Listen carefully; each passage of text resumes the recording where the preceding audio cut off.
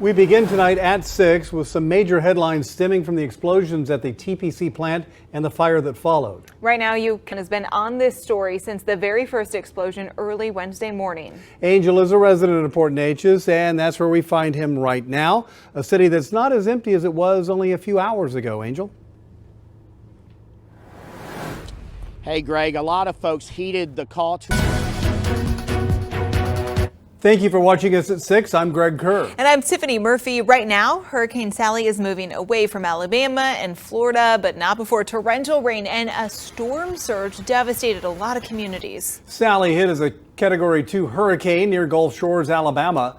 Winds topped 105 miles an hour. Before making landfall, Sally's eye wall bashed the Gulf Coast with hurricane-force winds and rain in a wide area from Pensacola Beach, Florida, all the way to Dauphin Island, Alabama. Sally is expected to cause dangerous flooding along its path to the East Coast. And Chad joins us now for a look at the aftermath of Sally and where it's going now. Yeah, Sally continues to weaken. Tropical storm. Little Cypress Mauriceville High School is getting ready to kick off its football season after COVID-19 and Hurricane Laura recovery pushed the season back. KFDM's Rocio De La Fe reports what the district is doing to keep all sporting events safe. Students and staff at Little Cypress Mauriceville High School are preparing to welcome the return of spectators. We appreciate you choosing us at 6. I'm Greg Kerr. And I'm Tiffany Murphy. Right now, the Gulf Coast is bracing for yet another hurricane as Sally is set to become the 4th named storm to strike the U.S. this year. Sally is inching closer to the Gulf Coast. The outer bands bringing wind, rain, and flooding ahead of landfall. The eastern Gulf Coast is also expected to endure a dangerous storm surge, and tropical storm force winds are being felt from Louisiana to Florida. Let's check in now with Greg Boswick with a first look at our forecast and find out what is up with Sally. Greg?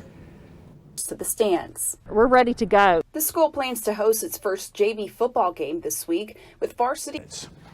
Well, developing tonight, more than 100 students at Hampshire Finette High School are quarantined after coming into close contact with a student that tested positive for COVID-19. KFDM's Rocio De La Fe reports what the district is doing in response and how the school. M6 News. The superintendent says there are 7 to 8 staff members with pending test results. Developing tonight at 10, more than 20 local, state, and federal agencies are actively managing the explosions at TPC Group's Port Neches operations. The safety of emergency response. Well, developing now, we're learning how the Orange County Courthouse and other county buildings are recovering from damage caused by Hurricane Laura. KFDM evacuation order that has thousands of Southeast Texans tonight out of their homes on Thanksgiving. But right now, Judge Brannick is not ready to make that call. KFDM's Angel San Juan joins us now. And Angel, what's the judge waiting for? In a news conference this afternoon, Judge... Well, tonight some in Port Neches have chosen to come home, even though a mandatory evacuation order is in effect. KFDM's Tan Radford. Potential of some true fall weather toward the end of next week. All right, I will speak for myself. I'm all in on that one. All in. I like, there you go. All in. Yeah. Or not. What is that? It's all in. Is that like All a in. 70s dance move? No, it's a new hip thing. It's a new hip thing. All the hipsters are doing it. You might break a hip if you keep doing it. Tonight we All end the our... hipsters. No. What are the hipsters? You're not one of them, I can assure you that. I don't wear a peg leg. Anyway, let's move along. Let's go to Russia tonight. That's where we're going to end this show. Yeah, go ahead. No, with young penguins at this zoo in Siberia. You ever been to Siberia? Cold. Yeah. Good place for penguins. Was introduced to the water for the first time, this penguin was. All these penguins. Oh, look at all the penguins. It's like a gaggle of penguins. Is that what Yeah. they call them? Or a herd? What do they call a bunch of penguins? You've had too much Boston coffee would know. today. A flock. A flock of penguins. Like a flock of seagulls. Now that takes you back to the 80s, doesn't it? We're going to flock right out of here. Is that what you do? You walk? Yeah. What am I doing? I'm all in for the flock of seagulls. We're walking out. Oh my goodness, friends, is it Friday yet? No, not even close. Morning. Looks like a good weekend as well. Enjoy. In 30-mile-an-hour gusts. Yeah, that's a negative, but that's okay. We'll take the cool weather. All right, Greg, thank you so much. Well, who doesn't love a nice, delicious cup of coffee? And you've come around too. You love coffee now these days as well. I really do. You know, it energizes you. For some, it makes you very hyper. I haven't had any today. Oh. I wish we had a coffee joint next door because I would go every single day. I use the Keurig. Even if it was decaf.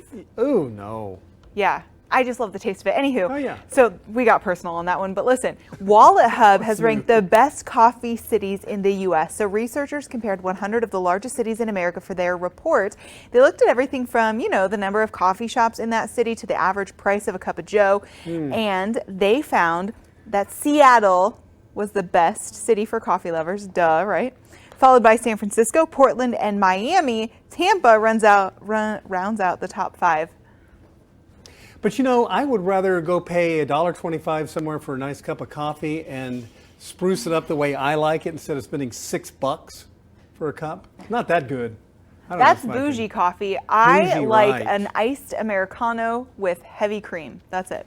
Oh, yeah. No iced. sugar, iced. I'm not done the ice thing. That And then you seems really like get it that defeats jolt. the purpose. Because if it's a Venti or a Trenta, you get like 5 or 6,